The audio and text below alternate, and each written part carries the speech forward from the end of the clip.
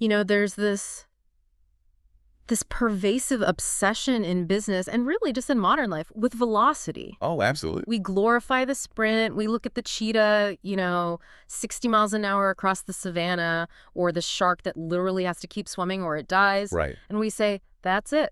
That is what success looks like. Speed, agility, constant motion. It's the default setting. Hmm. If you aren't moving, you're stagnating. If you aren't shipping code every day or pivoting your strategy every quarter, you're basically dead in the water. That's the narrative we're sold anyway. Exactly. But today, we are going to challenge that. We're going to take a look at a predator that has outlived the dinosaurs, survived asteroid impacts, and remained completely dominant for over 200 million years. And the kicker, it didn't do any of that by sprinting. It won by mastering the art of doing, well, absolutely nothing, until the exact moment it mattered. We are talking, of course, about the crocodile. The crocodile. And before you roll your eyes and think we're switching genres to a nature documentary, stick with me. We're diving into a framework called Strategic Stillness, the crocodile model of business power. Right. And the argument here is fascinating. It suggests that in a world of noise and speed, the ultimate competitive advantage is actually patience, positioning, and ruthless, energy-efficient execution. Exactly. This isn't really about biology, it's about leverage. The source material makes a really compelling case that the crocodile is the perfect model for a specific kind of strategy. Okay. One that prioritizes inevitability over hustle. It's about rigging the game so you don't have to chase the wind comes to you. Winning by lying down. Now, I have to play devil's advocate here right off the bat. Go for it. That sounds fantastic. But in the real world, if I tell my boss my strategy for Q3 is strategic stillness, I'm pretty sure I'm getting fired. Yeah, that's fair. So how does this actually translate without just looking like laziness? And that is the million-dollar question. The distinction lies in the difference between passive waiting and active positioning. The crocodile isn't just napping. Right. It has selected a very specific high-leverage geography. And this brings us to the first pillar of the model, the liminal zone. The liminal zone. Okay, it sounds like something from the Twilight Zone. Break that down for us. So mechanically, the crocodile doesn't hunt in the open ocean, and it doesn't chase zebras across the dry plains. Okay. It dominates the edge, the exact line where the land meets the water. Okay, so the riverbank. Simple enough. Right. But think about why that spot is so critical.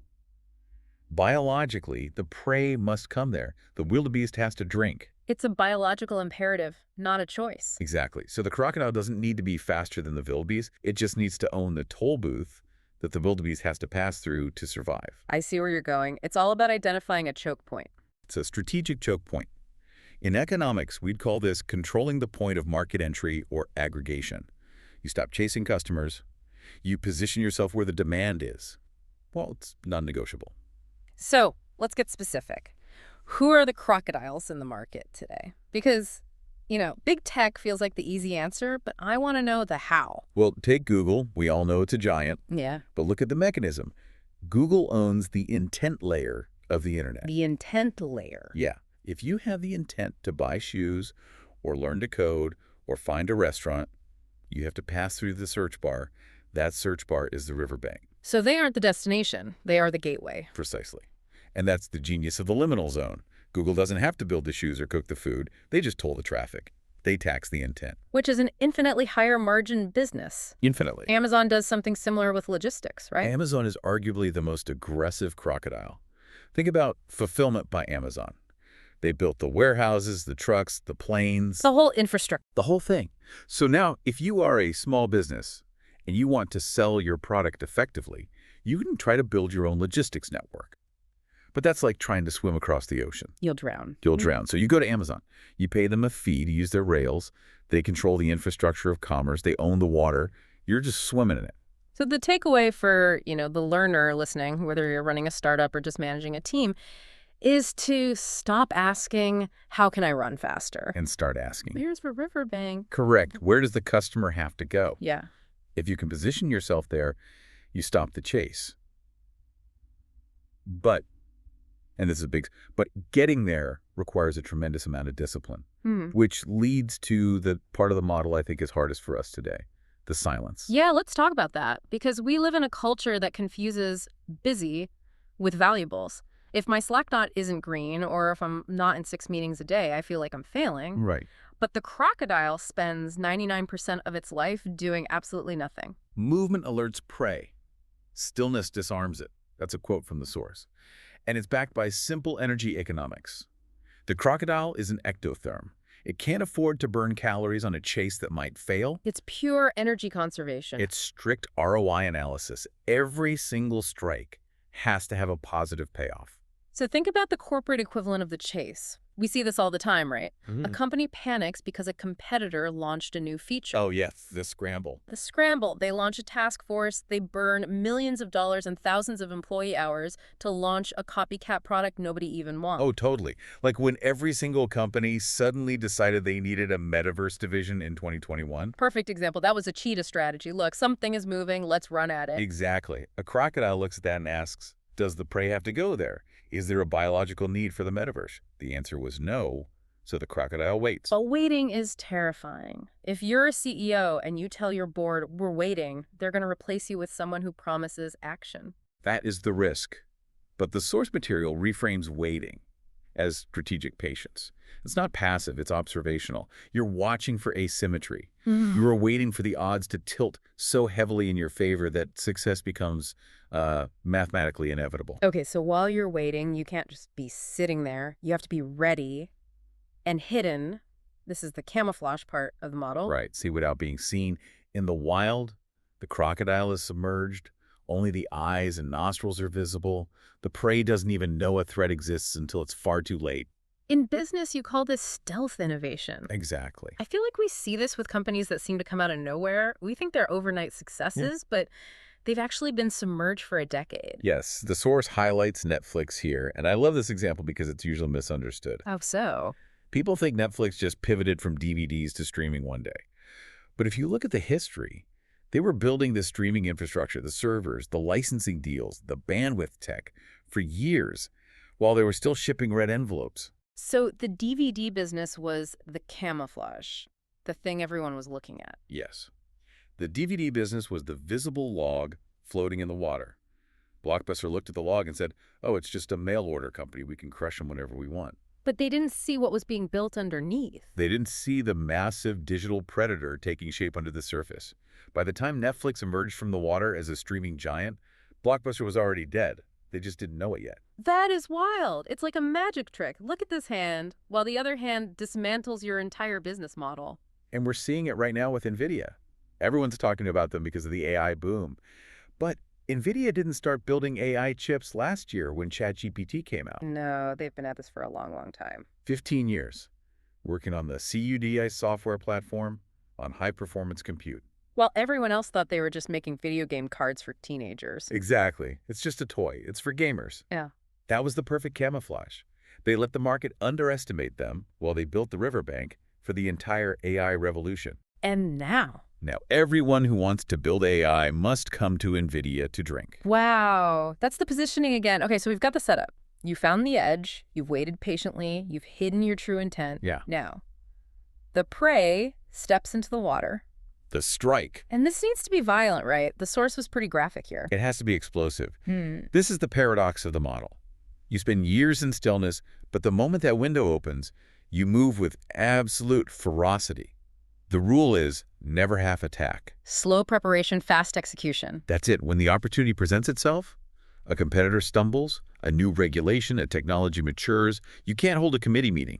You can't do a feasibility study. You just go. You commit 100% of your resources to closing the jaws. But catching the prey is only step one. And honestly, this next part was the biggest aha moment for me in the whole framework. Because a crocodile doesn't just bite and hold on. It does something called the death roll. The death roll. Now, in nature, this is where the croc spins its body to disorient the prey and, well, tear it apart. It's horrific. But in business strategy, the death roll represents something very specific. It's a metaphor, right? It is, and it's not about violence. It's about leverage.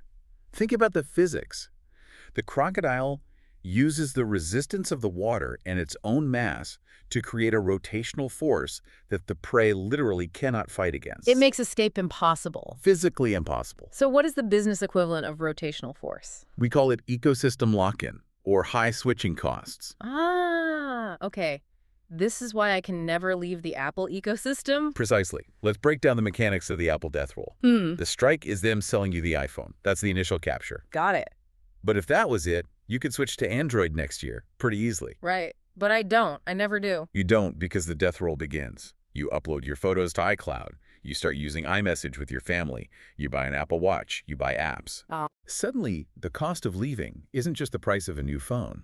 It's the loss of your data, the friction of relearning an OS, the social cost of, The green bubbles. It's the pain. The pain of leaving becomes higher than the cost of staying? That is the definition of the death roll. In the software world, we look for negative churn. It means your customers aren't just staying, they are becoming more entrenched over time. Right, like enterprise software, Right. Salesforce, or SAP. Oh, God, yeah. Once a company moves their entire customer database into Salesforce, they are never moving it out. It would be a nightmare. It would take years and cost millions. That is structural leverage. The crocodile doesn't have to fight to keep the prey every single day. The physics of the situation, the data, gravity, keeps the prey there for them. It sounds a bit sinister when you put it that way. Lock in, death roll. It can be. But from a strategy perspective, it's brilliant. You aren't re-winning the customer every day. You've changed the environment so they can't leave. And that stability is what allows these companies and the crocodile to survive for eons. Which brings us to the final element. Resilience. We mentioned at the start that crocodiles survived asteroids. How? Because their strategy is environment agnostic. This is so crucial. The crocodile strategy relies on a fundamental biological truth. Things need to drink water. It doesn't matter what those things are. Exactly. It doesn't matter if the climate is hot or cold, or if the dominant prey is a dinosaur or a zebra. The need persists. So if you want a resilient business, you need to bet on things that won't change. Jeff Bezos famously said this. Everyone asks what will change in 10 years. He asked what won't change. People will always want cheap stuff delivered fast. Exactly. Or look at a company like Visa. Technology changes. We went from paper checks to plastic cards to tapping our phones, but the fundamental need, the transaction rail moving value from A to B, that is a perpetual need. So Visa is the crocodile sitting on the riverbank of money. Absolutely. Or Moody's in finance. As long as debt exists, people need to know if the borrower can pay it back. That is a liminal zone that will exist for as long as capitalism exists. These companies aren't chasing trends. They're anchored to deep structural realities. I love that. Anchored to reality.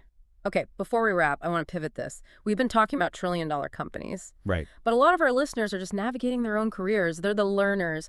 How does a regular person apply the crocodile model without becoming, a sociopath at work? Please don't start death rolling your colleagues. Noted. But the principle holds up beautifully for career strategy. The standard advice we get is hustle. Say yes to everything. Network with everyone. Learn every new skill. The cheetah approach. Running everywhere. And burning out by 30. The crocodile approach to a career is different. It says, don't chase every opportunity. Instead, build your riverbank. Which means what, practically? It means deep skill acquisition. That's your camouflage. Spend your time becoming undeniably good at a high-value skill data science, persuasive writing, crisis management, whatever it is. Build that capacity in the dark. Exactly. Don't broadcast it until you've mastered it. And then, position yourself where the demand is inevitable. Don't go into a dying industry. Go to the edge where the problems are hardest. And wait for the right wave. Career success is often less sprint, more riverbank. That's the line. When the right role appears, the one that matches your deep skills and offers high leverage, you strike. You negotiate hard. You lock in your value. It's a comforting thought, actually. You don't have to be the loudest person in the room. You don't have to be the busiest. You just have to be the most prepared. Competence is quiet. Insecurity is loud. The crocodile is very, very quiet. I love that. Competence is quiet. So let's recap the framework for everyone. 5 phases. 1, position in the liminal zone, the choke point where the prey must go. 2, wait with strategic stillness. Conserve energy. Maximize ROI. 3, use camouflage build in the dark so you don't trigger a defense. 4, the strike explosive, decisive execution when the window opens. And 5, the death roll. Creating that structural leverage or lock-in so you don't have to keep fighting. It's a complete system, and honestly, in our current world with AI accelerating everything, the noise level at an all-time high, I think this is more relevant than ever. I'd argue it's the only way to survive what's coming. Yeah. If you try to outrun AI, you lose. AI is the ultimate cheetah. It will always be faster than you. So don't race the machine. Don't race the machine. Sure. Be the crocodile. Wait for the machine to come to the water. Find the place where the human element or strategic insight is the bottleneck. Own that spot. That's a powerful place to land. It makes me want to go sit in a quiet room and just think. Just remember, thinking is active work. It's the hardest work there is. Absolutely. Well, this has been a fantastic deep dive. To you, the listener, here is the final provocation I want to leave you with this week. You are probably feeling that pressure to do more, to add more to your to-do list. But the crocodile asks a different question. Instead of asking, what should I chase next? Ask yourself, where can I position myself so that the opportunity comes to me? That's the game changer. Thanks for swimming with us today. Watch out for the riverbanks, and we'll see you on the next deep dive.